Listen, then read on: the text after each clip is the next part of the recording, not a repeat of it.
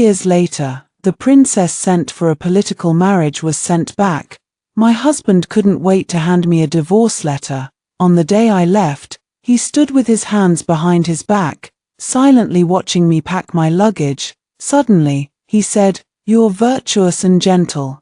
This divorce letter won't hinder your future marriage. When you return from traveling the rivers and mountains, I'll personally arrange a good match for you." I replied, "Very well." His hand froze.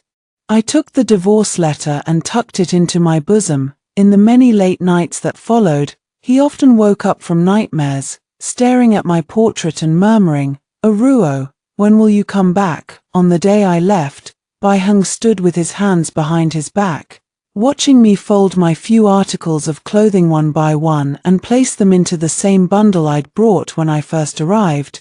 He walked over and said calmly, "No need to hurry. The escorting party won't enter the city for a few more days." I wrapped my well-used writing brush in a handkerchief before looking up at him. "Today is an auspicious day for travel. I have so few things, no need to take days to pack." It was too calm, too smooth. Unlike those official families that divorced their wives to take concubines, the Bai family only needed a single sentence, a single divorce letter, to drive away a wife who'd done no wrong. I carefully wiped the few old books I used regularly and stacked them in the corner of the bundle, thinking if I'd missed anything. I didn't notice the man beside me clutching the indentures of 2 maidservants. After hesitating for a long time, he finally stepped forward and handed them to me. "Take the 2 maids with you. They're the ones you're used to." I understood his meaning but smiled and politely declined. They might not have an easier life with me than in the mansion. "Let them stay," he asked again. "Where do you plan to go?" My voice remained steady. "Perhaps I'll return to my hometown first." He let out a soft oh and said, "That place is barren and harsh. After visiting your parents' graves, leave and find another place to settle. We were husband and wife once. If you ever return to the capital, go find Steward Lee, he'll help you with whatever you need." I nodded, "Very well," but I thought I'd probably never return to the capital. I'd never get to enjoy these kindnesses. The world is unpredictable. You gain some, you lose some. If it weren't for that misunderstanding back then, I might have already settled in that remote village long ago. There was nothing to regret. Over the years, I'd used the money from my embroidery to support Bai-hung through his studies and curry favor with all the right people. Now, my embroidery skills had become my means of survival. Whether it was intricate stitching or delicate color matching, I knew them all like the back of my hand. With such a skill, I'd never starve no matter where I went. But I thought even if one day my eyesight faded and I could no longer hold a needle and thread, I'd never return to the capital. With that, I tightened the bundle's straps, slung it over my shoulder, and said to him, "I'm leaving." I lifted my foot to cross the threshold when he called out, "Wait. What about the Eternal Union tapestry my mother gave you, embroidered with gold and silver threads, and the pair of mandarin duck ornaments from our wedding? Your name is engraved on their bases. Don't you want them?" I looked back, suddenly remembering, and said, "Please dispose of them for me." He froze. Realizing I seemed to have no lingering attachment to this place, he let out a cold laugh, sounding anything but happy. "How am I supposed to dispose of them? Selling or giving them away isn't right. Keeping them here will only upset her when she sees them." My chest felt heavy. "Then throw them away. Hash too." Bai-hung had nothing more to say. He accompanied me out of the mansion. The distance from the inner courtyard corridor to the main gate felt as long as a lifetime. I'd accompanied Bai-hung from a penniless, shabby scholar to a court official. I'd taken care of every detail in the mansion. Respecting my superiors and being kind to my subordinates, my mother-in-law had doted on me like her own daughter. If she hadn't passed away 2 years earlier, she'd surely have stood in front of me today, making Bai-hung kneel in the ancestral hall to atone. I missed her a little, missed the red date and lotus seed soup she'd made for me. Missed her reminding me not to focus too much on embroidery and strain my eyes. Missed how she defended me when people gossiped about me being childless after years of marriage, even ill. She'd stood up and snapped, "My daughter-in-law's character is none of your business. Having children is a matter of fate for both husband and wife. What evil intentions do you have spreading such rumors?"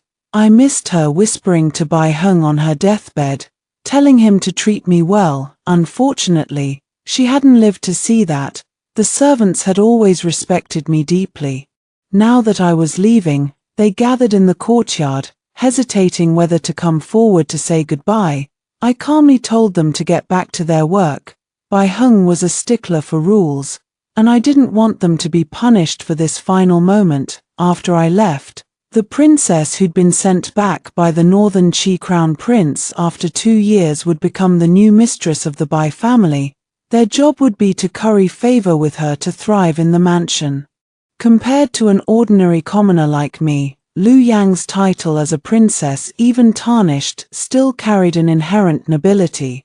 As the head of the family, Bai Hung needed a virtuous wife who could bring glory to the Bai family. In that case, I was naturally no match for Liu Yang. Being replaced was only to be expected, but things were far more absurd than I'd imagined. Even if it wasn't Liu Yang's fault, being sent back after 2 years of a political marriage had ruined her reputation.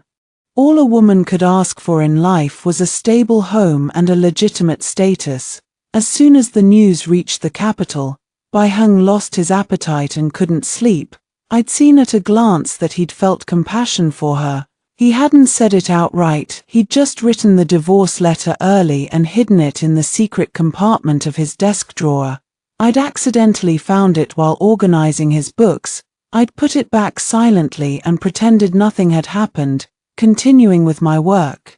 At that moment, I'd replayed all the little moments we'd shared over the years in my mind. I couldn't find any proof that Bai Hung didn't love me.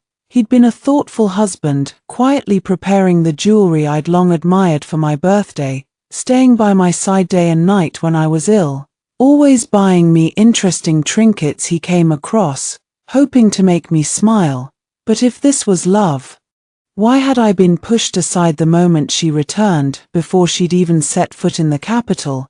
#3. What are you thinking about? A large hand waved in front of my eyes. If you don't want to, I was just thinking autumn is approaching. You have a weak spleen and stomach. If you're not careful, you'll get stomachaches. I seem to have forgotten to tell the kitchen maids to make you more warm, nourishing soup. Please keep an eye on that. In truth, I'd already told them. Perhaps I just wanted to leave with a clear conscience, so I'd rambled on like we were having a casual chat. Bai Hung paused, instinctively taking a small step forward, about to say something when a servant boy drove a carriage up to us. "Master, mistress." He gently set down his whip, jumped off the carriage, and bowed respectfully to me. "Mistress, let me take you to the ferry." I thought it was Bai Hung's arrangement and was about to decline. "Master." When I heard mistress was leaving, I couldn't sit still. "I've been wanting to see her off," the boy said eagerly. "I finished all my urgent work early this morning, not a moment delayed." Bai Hung looked stunned, as if chiding himself for being so hasty that he hadn't arranged this himself. He waved a hand, grunting in silent approval. Seeing this, I didn't refuse. #4. As I climbed into the carriage, Bai Hung stepped forward to help me, just like he always did when we traveled. His hand wrapped steadily around my forearm, his grip gentle yet firm, carrying a reassuring warmth. The same gesture, yet somehow tinged with bitterness. Everything felt both changed and unchanged. My mind wandered, but I knew for certain, once I left, we'd never see each other again. I suddenly thought back to the year Bai Hung passed the imperial examination as a scholar. I was just a scruffy young girl selling tofu with my parents by the street, on the day the results were posted. The street was bustling with people crowding around the newly minted scholars. Curious, I stood on tiptoes to look. Our eyes met, mine with Bai Hung's, who was dressed in a pale moon-white robe, a smile playing on his lips. After that brief glance, I'd blushed and looked away, never daring to dream we'd cross paths again. Yet fate had other plans. Because of a political marriage, Bai Heng had sought me out. It wasn't until years later that I learned why he'd hesitated when he first saw me. I looked like the imperial princess. The great Zhao dynasty was unstable. From birth, the princess had been destined to marry a foreign ruler to secure peace. But Liu Yang, Bai Heng's childhood sweetheart, had been chosen as the princess's double at 13 because of their striking resemblance. The empress had sent palace maids to teach her etiquette, preparing her to take the princess's place if needed. Before plans were finalized, Bai Heng had clung to hope, praying the emperor would abandon the marriage alliance, allowing Liu Yang to marry normally. After years of waiting, Bai Heng couldn't bear any more delays. When he met me, he'd hatched a plan to swap me for Liu Yang. He hadn't revealed his true intentions then. Instead, he'd stop by our tofu stall every day to buy all our leftover tofu. When my father was killed by local bullies, he'd helped me write a complaint and accompanied me to the government office repeatedly. When my mother died of grief, he'd borrowed money to arrange her funeral and escorted my parents' ashes back to their hometown for burial. He'd taken me in, taught me to read and write. Even though we struggled to make ends meet, his own exam fees unpaid, forcing him to borrow from relatives and friends, he'd spent his savings hiring a retired palace maid to teach me etiquette. In those dark, difficult days, he'd been the only light in my life. It was no surprise I'd fallen for him. But in the end, the imperial edict arrived, a marriage alliance with Northern Qi. He'd torn off the pretense, begging me to take Liu Yang's place. Everything is arranged, he'd said. All you have to do is agree. He'd never known how deeply that request had cut me. To repay his kindness, I'd agreed through tears. He'd seemed guilty, avoiding my eyes. Inside the ladies' academy, sunlight streamed through the carved window lattices. The etiquette tutor studied Liu Yang and me carefully, lingering on Liu Yang's graceful figure and charming smile before nodding slightly. When her gaze fell on my solemn expression, she shook her head. Both are acceptable, she said, then pointed at me. But you look more like her. # 5. Of course I did, otherwise I wouldn't have been there. I lowered my eyes and said nothing. But Liu Yang suddenly stepped forward, whispering something in the tutor's ear. In the end, Liu Yang was chosen. I'd merely gone through the motions, failing to repay Bai Heng's kindness.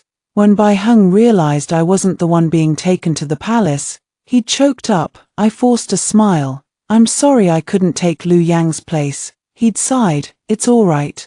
You tried your best. I'd seen the disappointment in his eyes, as if all his hopes had been dashed by fate. After entering the palace, Liu Yang was granted the title of princess. Bai Heng had fallen into despair, drowning his sorrows in wine every day.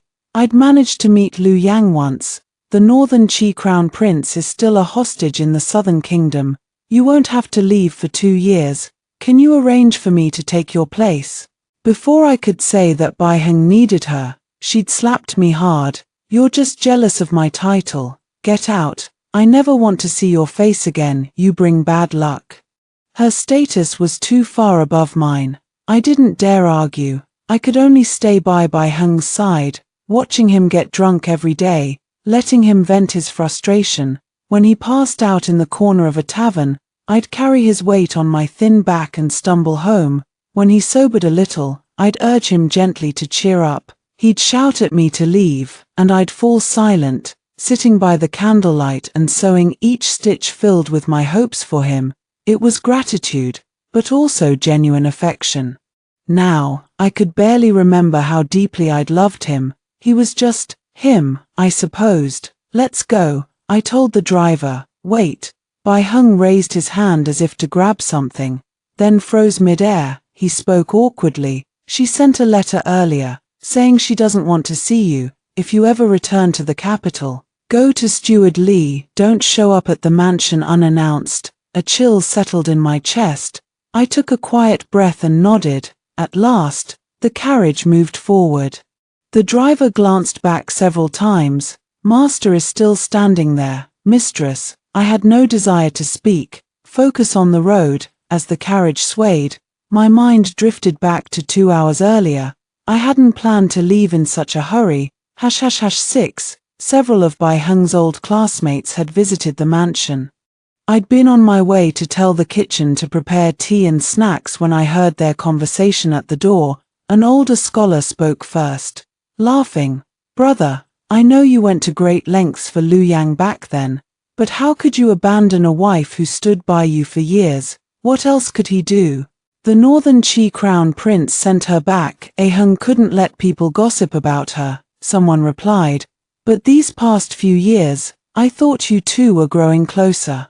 I figured Heng had forgotten her. After a pause, someone suggested, Brother Heng, why not reconsider? Having both a wife and a concubine is like living like a god.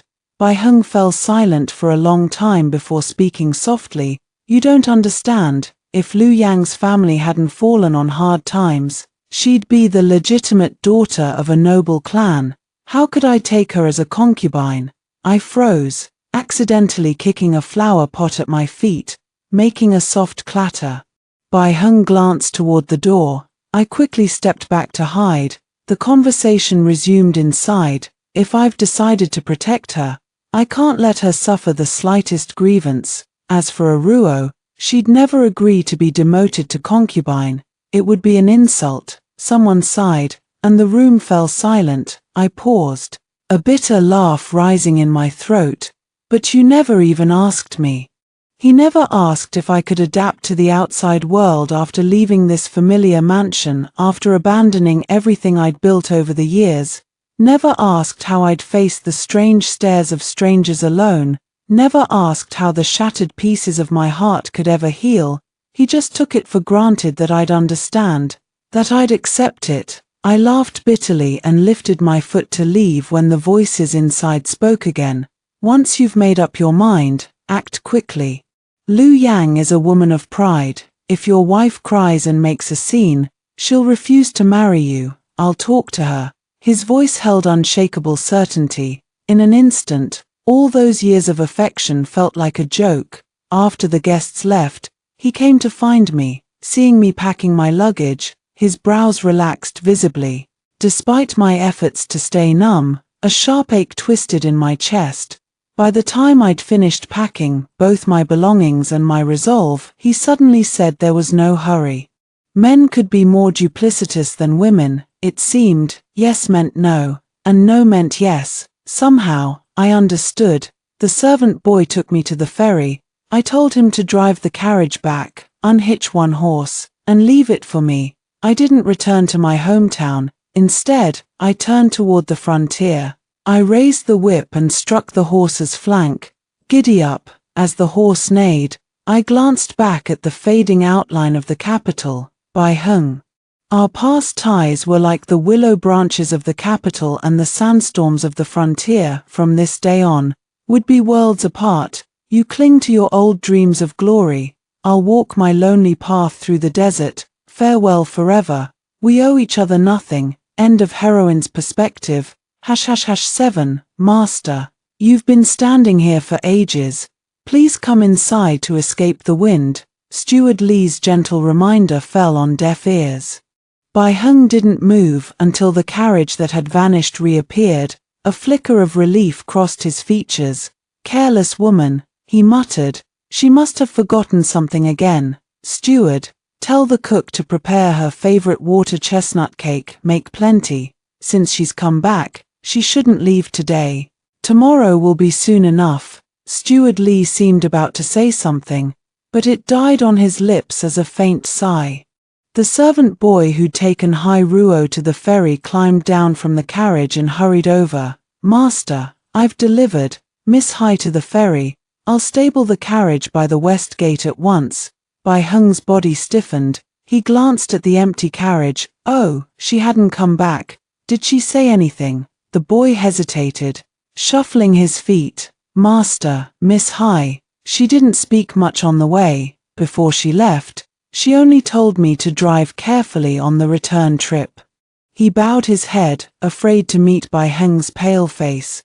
Bai Heng had never imagined she'd leave so resolutely. She'd taken care to instruct the servants on every detail, yet left not a single word for him. He wanted to ask more, but suddenly saw no point. He waved a hand, dismissing the boy. Steward Li was about to speak when messengers arrived from the palace, ordering Bai Heng to host a welcome feast for Princess Lu Yang in 3 days. Bai Heng froze. When he'd heard Lu Yang was returning, he'd pulled strings eagerly, hoping to be the one to host her. Now that his wish was granted, there was no joy, only a hollow emptiness, as if all his energy had been drained. Even forcing a smile felt strained. But after that momentary shock, his mood settled slightly. He straightened his robes and told Steward Li, "Prepare the east chamber, have it thoroughly cleaned and decorated with brand new bedding, curtains, and the finest furnishings." Steward Li looked stunned. "But master, Miss Hai just left. Is this appropriate?" Impatience flashed across Bai Heng's face. "Enough. Do as I say. The princess is of high status. The east chamber is close to the main hall, convenient for receiving guests. We must not neglect etiquette." Though his words were formal, his heart felt inexplicably guilty, yet his expression remained businesslike. Steward Li bowed. "Yes, master." He turned to leave. Bai Heng glanced instinctively toward the direction the carriage had gone, as if confirming no one would return. Only then did he step inside. Out of habit, he went first to his study. The moment he pushed open the door, the familiar scent of embroidery thread wafted toward him. "Aruo, you're at it again." He trailed off, remembering the woman who'd always sat quietly in the corner of the study, embroidering as she kept him company while he worked, was gone. #8. His eyes drifted to her usual seat, empty. Only the old wooden chair remained. It took him a long time to recover. He inched toward the desk, picking up his brush and paper, intending to write a letter to his superior asking for leave to arrange the welcome feast. A book beside him slipped from the desk with a thud. As he bent to pick it up, a yellowed sheet of rice paper fluttered out. It was her calligraphy, the first time she'd learned to write his name. A single character, was scrawled heavily in ink, crooked and unsteady. He remembered how she'd practiced writing that character repeatedly by candlelight, determined to master it. After their lives improved, she'd never been able to bear throwing away those old papers covered with his name. She'd wrapped each one carefully in silk and stored them in a carved sandalwood box, taking them out to look at in her spare time as if those characters could bring back the moments they'd shared. Silly woman, but how had this one ended up here? Bai Heng opened the book. It was the collection of embroidered beauty he'd given her. He recalled not long ago, she'd been excited to discuss the meaning of the phrase lingering love threads from one of the chapters, so she'd used this practice paper as a bookmark. Bai Heng's thoughts wandered. Forgetting what he'd set out to do, he was jolted back to reality by Steward Li's voice. "Master, the east chamber is prepared. What shall we do with Miss Hai's unfinished embroidery and personal belongings? They haven't been taken with her." Bai Heng's fingers paused as they brushed the page. He fell silent for a long time before speaking. "Store them in the warehouse for now. Be careful, not a single thing is to be damaged." "Yes, master." Steward Li replied, but didn't move. He hesitated, then said softly, "But the warehouse is damp and dark. Those items won't survive long there. Why not clean out the unused room in the west chamber? It faces the sun, dry and well ventilated. The belongings will be preserved better there." Bai Heng frowned. "She was my wife. Her things can't be casually placed in the west chamber. Even if it's unused, it's not a main chamber, it's beneath her status." His voice held an inexplicable stubbornness, as if misplacing her things would be yet another betrayal. Steward Li looked troubled. "Master, the household is bustling with activity. The east chamber is near the main hall, with constant comings and goings. It's really not convenient to set aside a room just for storage." Bai Heng was at a loss. Hai Ruo had always handled these matters, arranging everything perfectly. Such trivialities had never fallen to him, but now she was gone. Something as simple as storing her belongings felt overwhelming. Steward Lee waited quietly for his decision. Store them in the warehouse for now. We'll deal with it later. Yes. Master, I'll arrange it at once.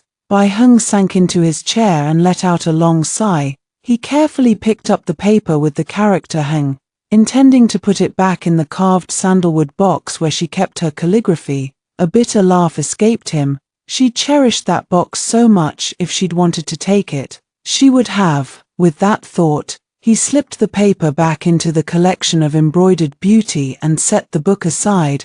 #9. It was mealtime. Bai Heng barely settled into his seat when the maids came to serve the dishes, yet his favorite sweet and sour mandarin fish wasn't placed in front of him, as it always had been. In the past, Hai Ruo would have carefully instructed the maids on such trivial details, which dish went where, ensuring every arrangement was perfect. She'd wanted him to dine in peace after a busy day of official duties.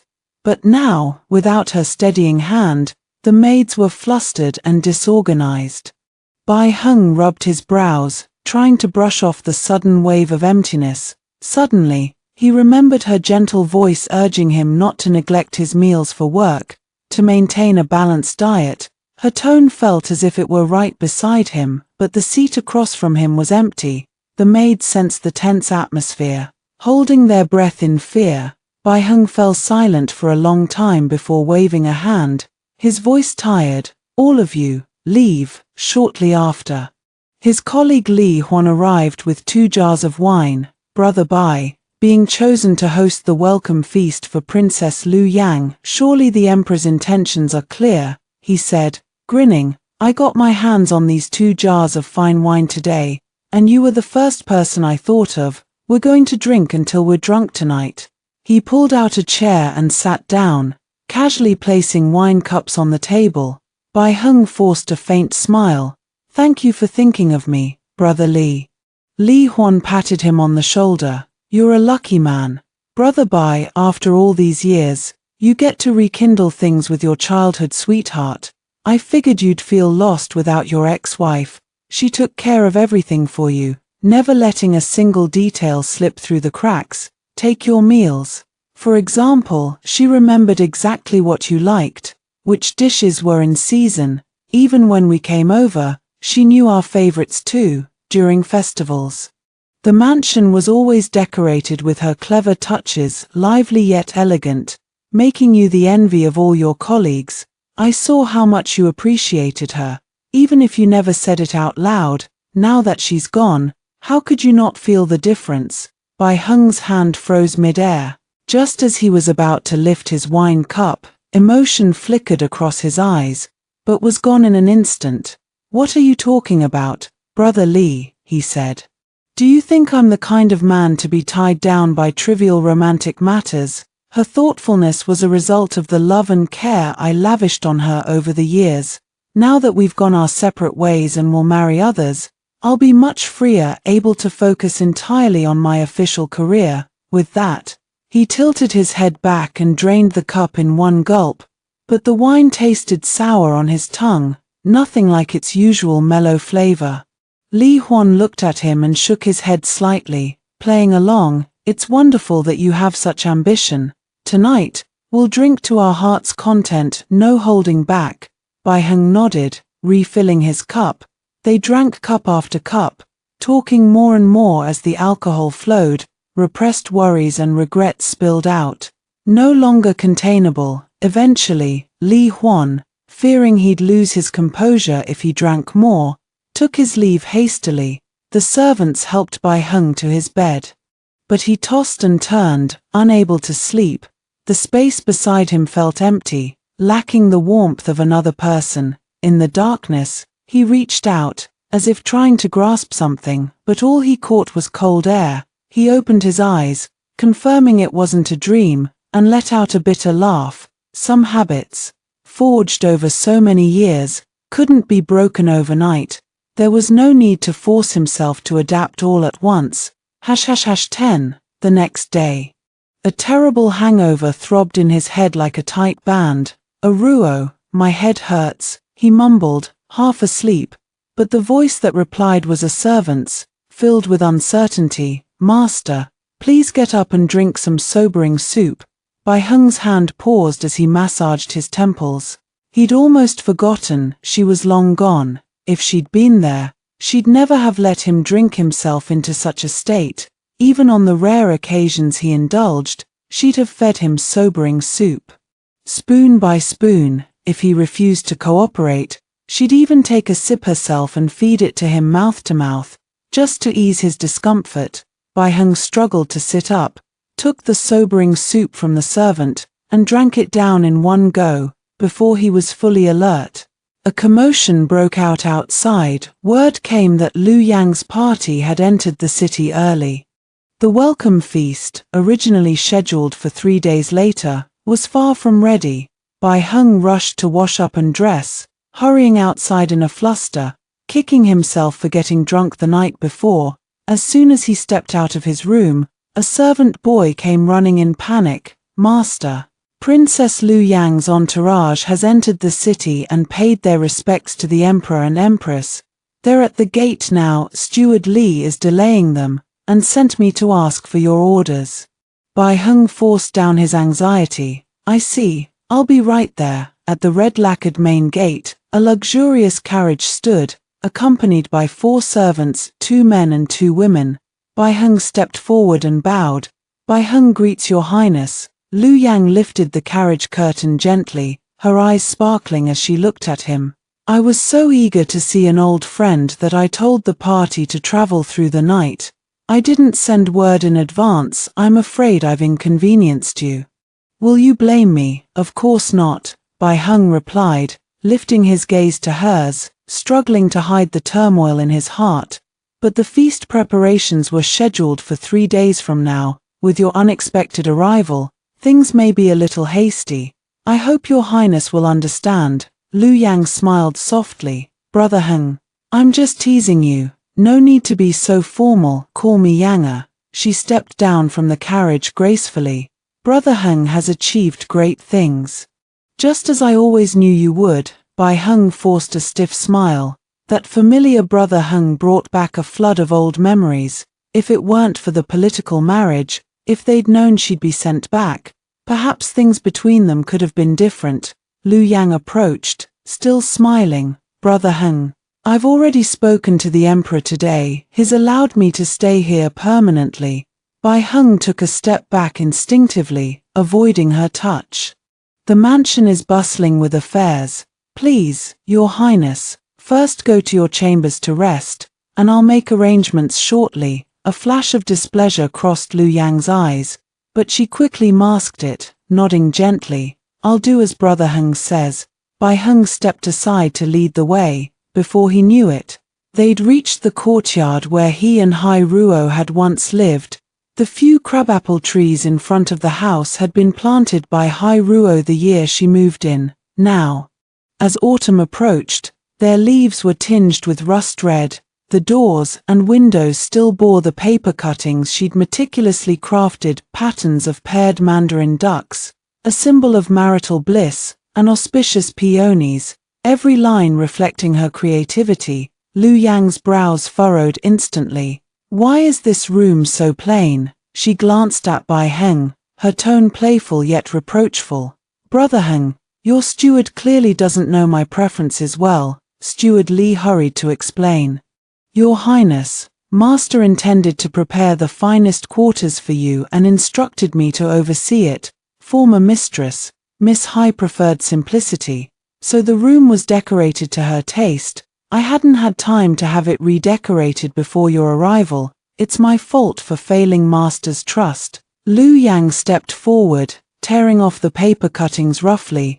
"Get rid of these childish trinkets. Those flowers are terrible too. Replace them with peonies. At once, Your Highness." Steward Li replied, scrambling to clean up. A sharp pain twisted in Bai Heng's chest, but he told himself out with the old, in with the new. It didn't matter. Liu Yang turned to him, a playful smile on her lips. Brother Heng, you aren't sorry to see these go, are you? # 11. Her smile was teasing, her eyes probing. I'll leave it all to your judgment, Bai Heng replied. Lu Yang's expression softened. She ordered the servants to replace the decor with the luxurious, glittering items she'd brought from the palace, and the maids set to work at once. Before long, an imperial eunuch arrived in haste, holding a bright yellow imperial edict. By the grace of heaven, the emperor decrees, Princess Lu Yang, with her virtuous character and deep affection for Bai Heng, is granted permission to reside in the Bai mansion. A marriage alliance will be bestowed upon them shortly. May they live in harmony and write a tale of mutual devotion, so it is commanded. Bai Heng blurted out his thanks, but his mind was a jumble of chaos. The northern Qi had annulled the marriage, claiming they'd discovered Lu Yang was not the true princess. It was a deliberate insult to the great Zhao court, a blow to their pride. The northern Qi emperor's message was clear. Great Zhao had abandoned the path of peace through marriage. His words were nothing but a pretext for war, even though the annulment wasn't Lu Yang's fault. If the emperor had chosen to blame her, accusing her of failing to win the northern Qi ruler's favor and serve her country, she would have faced dire consequences. Bai Heng had originally planned to ask the princess to intercede, to restore Lu Yang to commoner status so he could marry her and keep her safe. Everything had gone far smoother than he'd imagined. Lu Yang smiled brightly. Brother Heng, I'll be counting on your care from now on. Bai Heng nodded in agreement. But he still felt as if he were trapped in an absurd dream, unable to wake up. Everything around him was exactly what he'd once desired. Yet why did his heart feel weighed down by a thick layer of gloom, heavy and unyielding, unable to find joy? He told himself it was just a matter of adjustment, after all. When he'd first passed the imperial examinations, he'd struggled to adapt to his sudden rise in status. Back then, Hai Ruo had shielded him from the endless stream of flatterers and opportunists, quietly resolving troubles for him to give him peace. In the glamorous, cutthroat world of power, she'd never faltered. With her grace and poise, she'd supported him as he found his footing and integrated into the new circle. Thinking of this, Bai Heng's mind calmed. A resilient, eager-to-learn woman like Hai Ruo would thrive anywhere. The thought of her marrying someone else and spending the rest of her life with them filled him with a vague sense of loss. But he told himself if that day came, he would be the first to wish her happiness. In the dead of night, Bai Heng lay alone on the couch in his study, his thoughts wandering. Suddenly, Lu Yang's soft sobs drifted in from outside the door. Brother Heng, woo-woo, I had a terrible dream. So many faceless people surrounded me, waving their claws and yelling that I shouldn't have stolen someone else's husband. I'm so scared. Bai Heng hurried to open the door. Lu Yang's eyes were red, her face pitiful as she looked up at him. Brother Heng, will you hold me? Only by your side can I feel safe. Before he could respond, she threw herself into his arms. Bai Heng's heart tightened. Hai Ruo's gentle smile flashed through his mind, and his hands froze mid-air. He forced down his discomfort and said, Don't be afraid, dreams aren't real. Lu Yang clung to him, refusing to let go. Really, Brother Heng, do you think Hai Ruo won't hate me for taking you away? Of course not, Bai Heng replied. Hai Ruo had never said a single bad word about Lu Yang. She'd simply taken the divorce letter quietly and left without looking back. I don't care, my heart is still pounding. Just hold me for a little while, Lu Yang pleaded. Helpless, Bai Heng gently put his arm around her shoulders and patted her stiffly. As Lu Yang leaned against him, every second felt like torment. When her breathing finally steadied, as if she'd fallen asleep, Bai Heng slowly pulled away, carefully laid her on the couch, and slipped out of the room. # 12. The next morning, Lu Yang decided the study was too plain. She ordered the servants to remove all the curtains and ornaments. Hai Ruo had carefully chosen items that had made the study Bai Heng's favorite place to be. Hai Ruo had known he preferred tranquility and elegance, so she'd spent countless hours decorating it. Soft light blue curtains that diffused the sunlight and added a sense of calm, ornaments she'd searched for and collected one by one. Even a small white jade pishio, a mythical creature believed to bring prosperity and ward off misfortune, placed prominently to bless his official career. But Liu Yang thought these things were too humble, unworthy of Bai Heng's current status. "This study is too dull," she complained. "Brother Heng works here all day, how can he stand such dreariness?" Bai Heng stepped into the study just as the chaos unfolded. He wanted to stop them, but the words died in his throat. He told himself life shouldn't stay the same forever, and neither should people. "Brother Heng, you're here." Liu Yang greeted him cheerfully. Bai Heng watched as the familiar items were roughly carried away, a cold wind seeming to sweep through his chest, leaving an indescribable emptiness. "Brother Heng, look, doesn't it feel completely different now that I've tied it up?" she asked. "You'll definitely be more comfortable working here from now on." Bai Heng nodded. "Thank you for your trouble, Yang." He felt an urge to flee, so he left for the imperial court. At court, his colleagues congratulated and teased him. Bai Heng bowed and responded politely, but his mind wandered repeatedly. The imperial edict of marriage had been issued, and a wedding date 3 months from now had been set based on their birth dates. When he heard the date wasn't sooner, Bai Heng's first reaction was a quiet sigh of relief. He told himself he just wanted more time to prepare for the wedding. After all, when he'd married Hai Ruo, they'd held a simple ceremony in a humble cottage, with only neighbors and villagers as witnesses. No phoenix coronet or embroidered robe, only a plain red dress Hai Ruo had stitched by hand. A few wooden tables pushed together, homemade pickles, and steaming bowls of coarse noodles, yet the guests had eaten heartily. It had been modest, but the feelings had been real. The joy in Hai Ruo's eyes, the warmth of their embrace as they leaned on each other. Bai Heng shook his head, pushing the memories aside. "Enough, the past is past," he muttered to himself, as if trying to encourage himself. "Now that I've agreed to this marriage, I must wholeheartedly commit to it." When he returned to the mansion, dusk was falling. Steward Li hurried forward to greet him. "Master, the princess had the warehouse cleaned out today. She thought it was cramped. So she had many things burned in a pile." Bai Heng's brows furrowed slightly, then smoothed. "She has her reasons. Let her be." He strode straight for the study. Before he could sit down, Steward Li followed, his face filled with hesitation and urgency. "Master, Miss Hai's things, they were burned too." Bai Heng's hand froze as he reached for a book on the desk. After a long pause, he replied faintly, "I see, you may leave." Once Steward Li was gone, Bai Heng sat motionless in the study. Before he knew it, he'd stood up and was walking toward the warehouse. From a distance, he smelled a sharp, acrid stench of burning. In the open space in front of the warehouse, a large pile of debris was engulfed in flames, crackling and popping. Liu Yang stood nearby, ordering the servants to add more firewood. Bai Heng's gaze fell on a wooden box in her hand, one she was about to throw into the fire. The familiar carvings sent a jolt through his heart. Without thinking, he rushed forward to grab it. Liu Yang was startled by his sudden movement, and her hand slipped.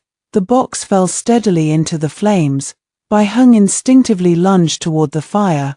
The servants shouted in alarm, "Master, it's dangerous."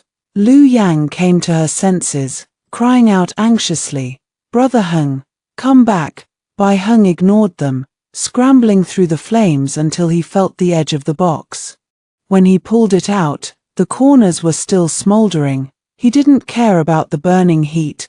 Quickly patting the flames out with his sleeve, opening the lid, he saw that some of the papers inside were charred, but fortunately, most of the writing was still legible.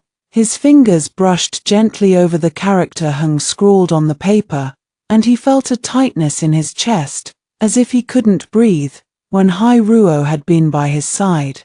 These small gestures of love had been like air always present, Yet unnoticed, now that she was gone, these simple strokes felt as heavy as 1,000 pounds, crushing his breath. He stood there stunned for a long time before finally coming to his senses. "This can't be burned," he said softly. She must have forgotten to take it. Ruo had always cherished these old papers, calling them her most precious memories. She must have forgotten. #13, Lu Yang pouted playfully. "Brother Heng, it's just an old box, dirty and space-consuming.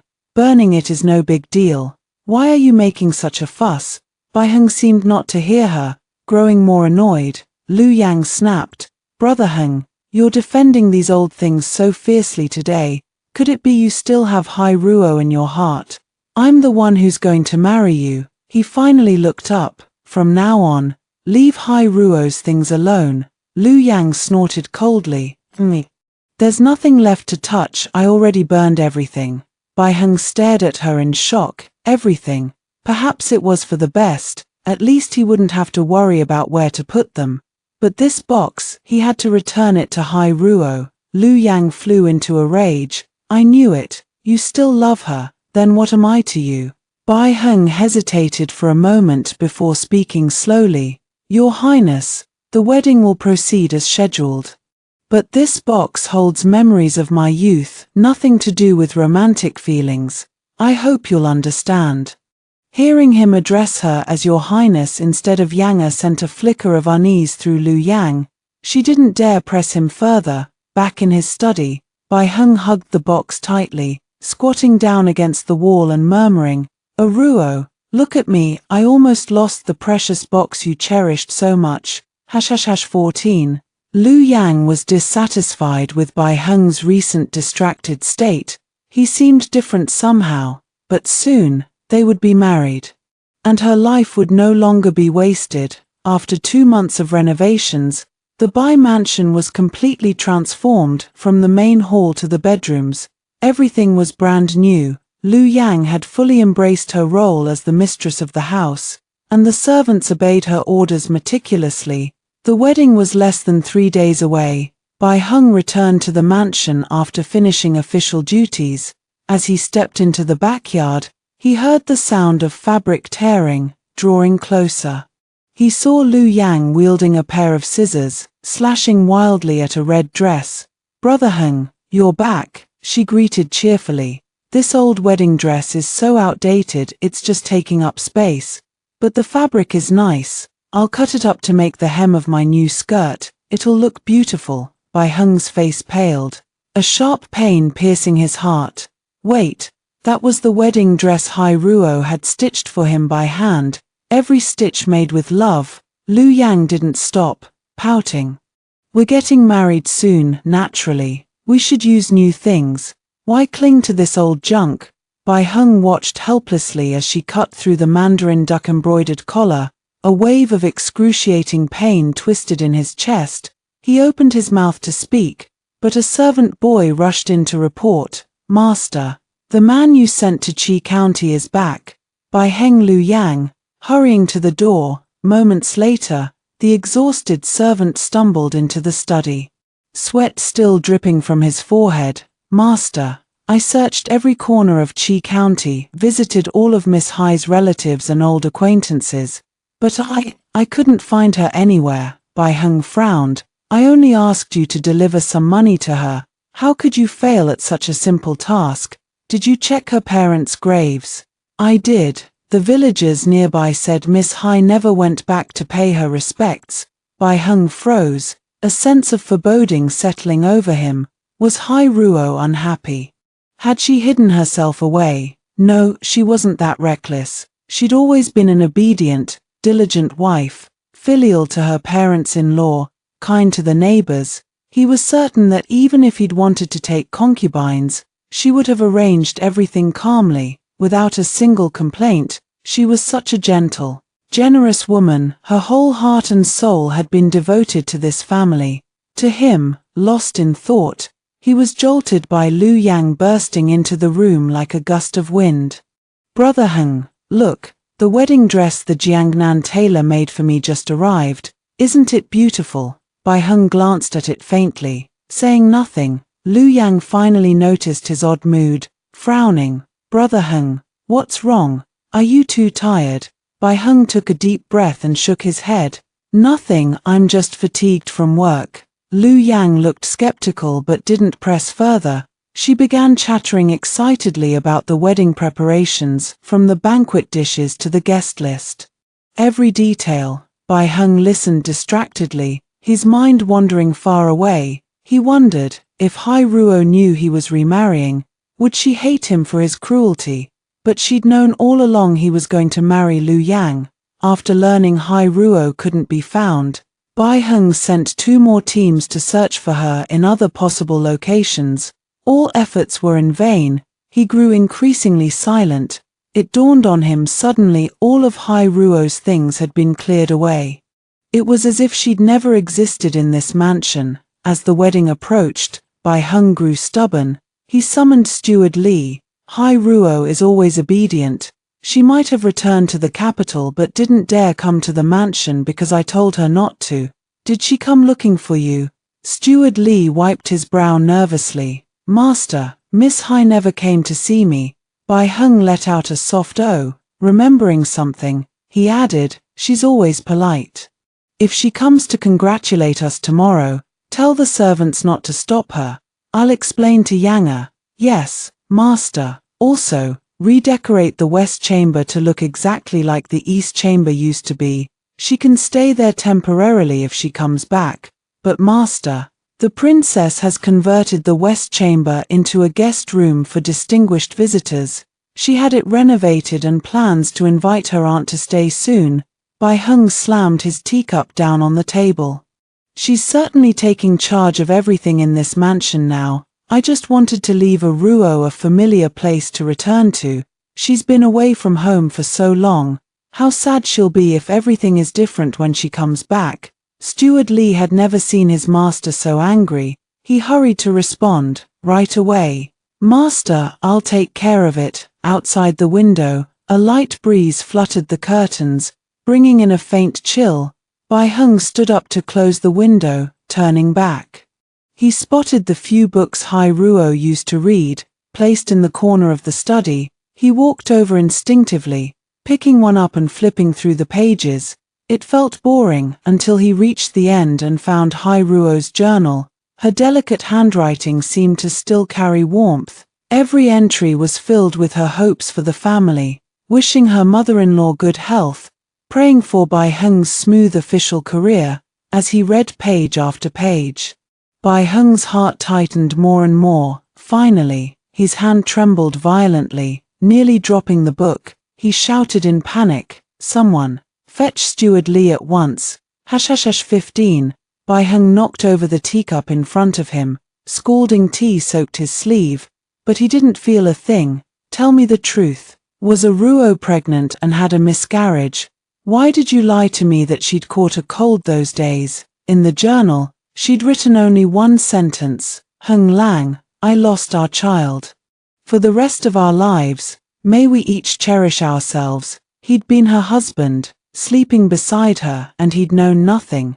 Steward Li knelt down, kowtowing repeatedly. It was Miss Hai who told me not to say anything. She said it would affect your relationship with the new mistress, so I didn't dare. Madam was overjoyed to tell you the good news, but when she found the divorce letter you'd hidden in the drawer, she got so upset that she accidentally fell and lost the child. In that moment, Bai Heng felt as if a bolt of lightning had struck him. His blood seemed to freeze in his veins. No, that wasn't right. The divorce letter in the drawer had been written shortly after their marriage, when he had nothing and didn't want to hold Hai Ruo back. But she'd refused to leave him, always smiling and comforting him that their future would get better. That's why he'd grown more and more reluctant to let her go. He'd forgotten all about that letter after keeping it hidden for so many years. # 15. The new divorce letter. He'd written it on the day she left. It was filled with apologies for all the wrongs he'd done her over the years, hoping she'd forgive him for not being able to grow old with her. No, whether old or new. He'd written them both. He'd abandoned her twice. Thousands of words clogged his throat. spilling out as silent tears. Hai Ruo's desperate, helpless face kept replaying in his mind. Back then, his thoughts had been entirely focused on Liu Yang's return to the capital.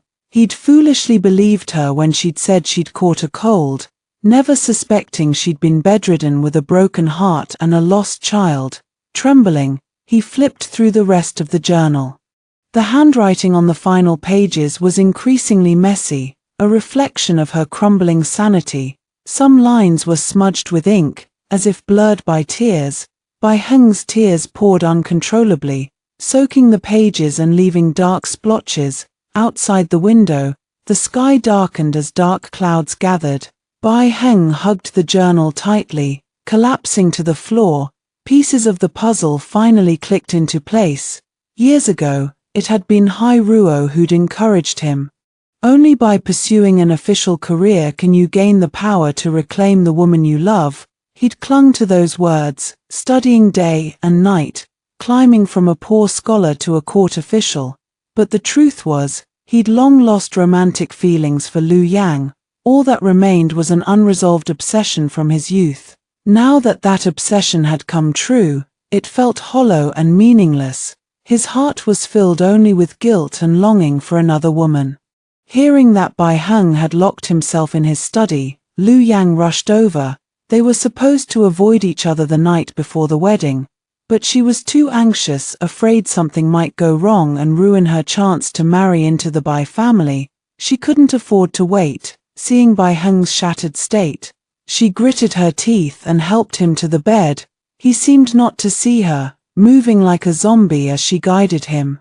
It wasn't until she began undressing and leaning into his arms that he snapped back to reality, pulling away sharply. His voice was cold and distant. "Your Highness, please respect yourself. Once we marry tomorrow, all the rituals of husband and wife will follow." Liu Yang's face froze, a mix of shame and anger flooding her. "Brother Heng, if you still care so much about Hai Ruo, don't blame me for being cruel," she threatened. "Don't forget, Hai Ruo looks even more like the princess than I do. If I tell the emperor to send her to northern Qi as a bride instead, she'll surely die." Bai Heng's heart jolted. He stared at her in disbelief. "I've agreed to marry you and told her not to appear before you again. Why must you push her to the edge? Why kill her without mercy? Ruo never did anything to you. She even offered to take your place in the political marriage. How can you be so intolerant, so ruthless?" Liu Yang lifted her chin, her eyes filled with disdain. "You agreed to marry me. Stop fooling yourself. You just wanted an excuse to rekindle things with me while abandoning your lawful wife without guilt." Her words laid bare his deepest, darkest thoughts. Bai Heng refused to admit it, stumbling backward. "Liu Yang, if you dare to act recklessly, I'll risk my life to make you pay," he growled, each word dripping with venom.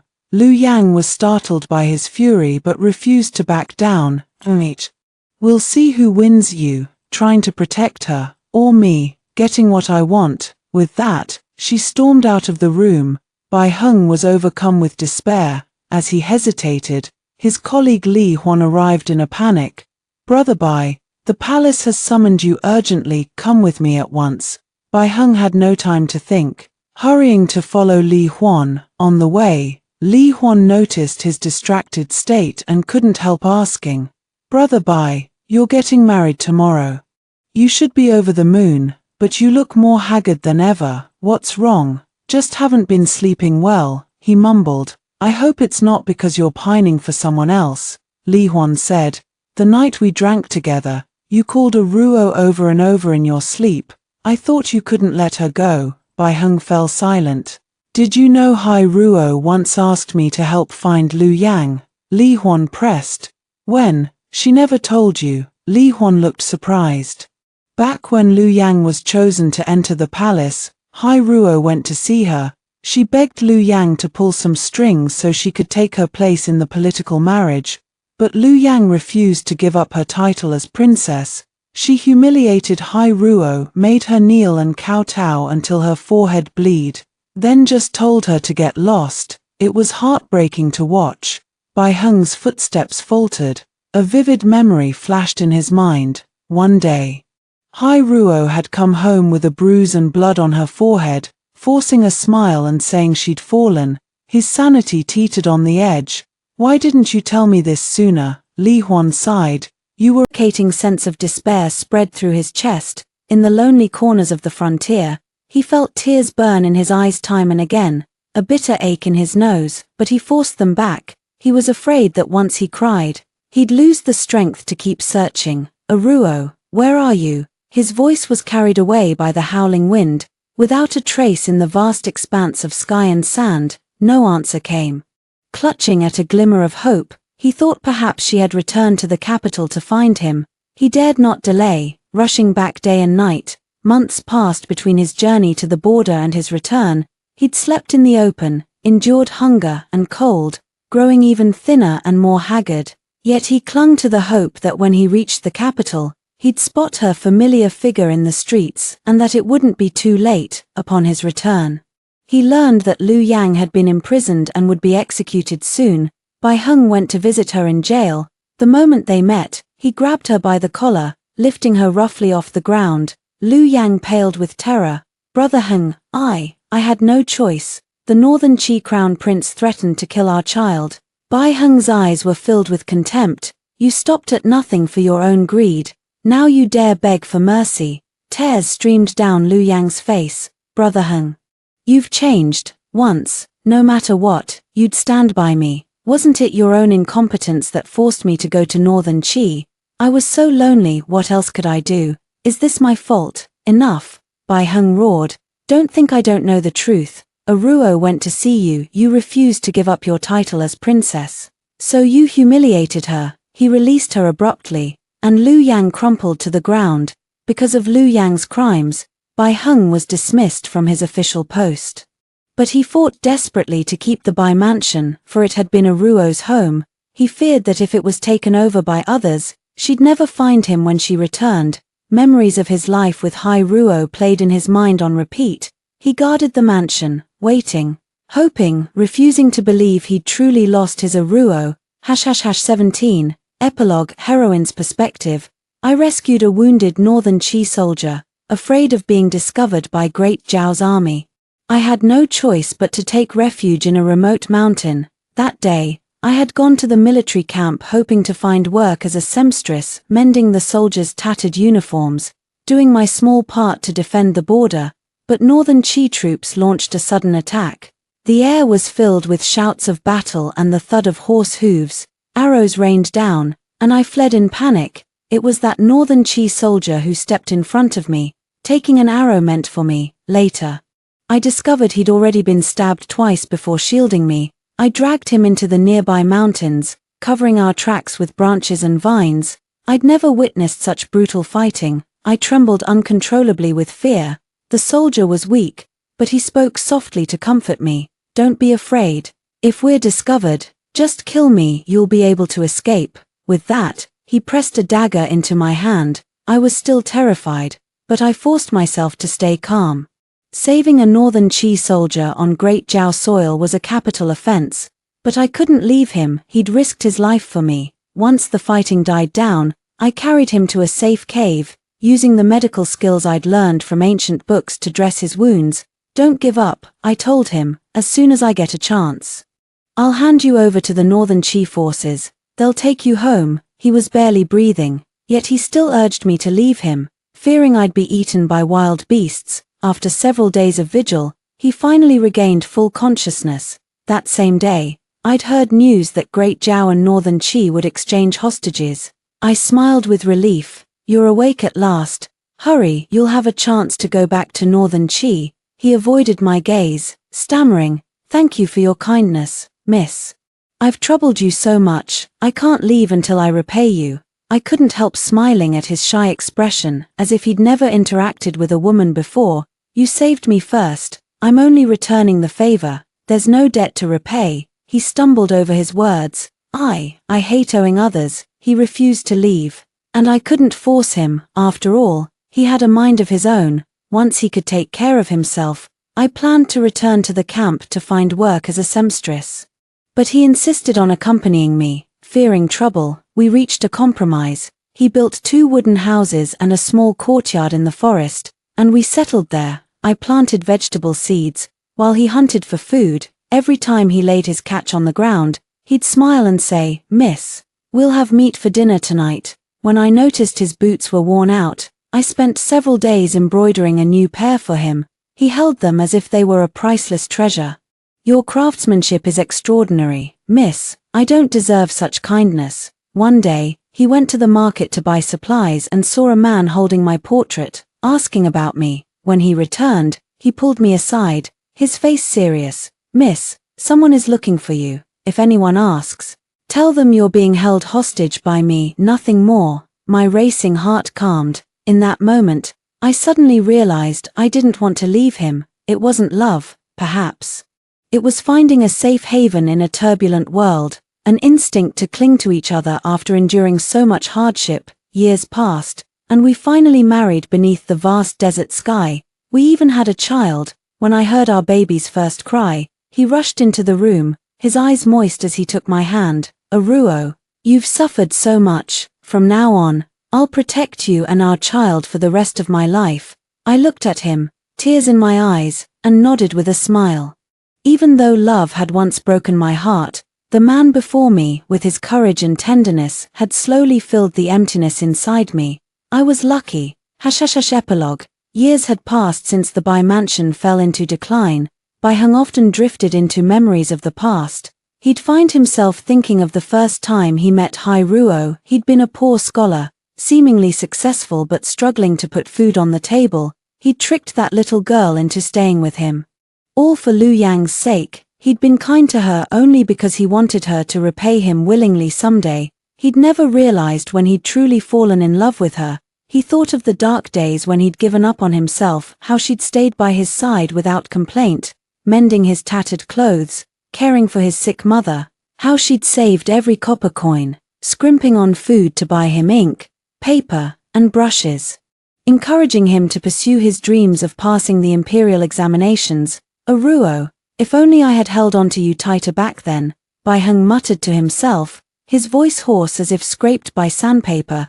Tears often lingered in his sunken eye sockets, threatening to fall. He hated his own foolishness, hated his greed. He had personally thrown away the most precious treasure in the world. Now, riddled with illness, he still dragged his broken body, waiting day after day.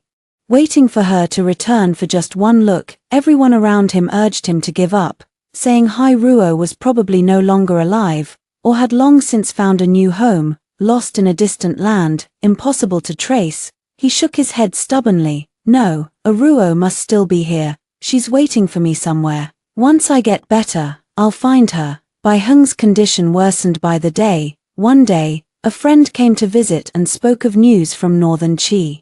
The border had grown turbulent again. The second prince of northern Qi, who had been persecuted by the crown prince, had reappeared after years of disappearance, returning with his wife and child to ascend the throne. He loved peace, so he resolutely recalled his troops to let the people rest and recover.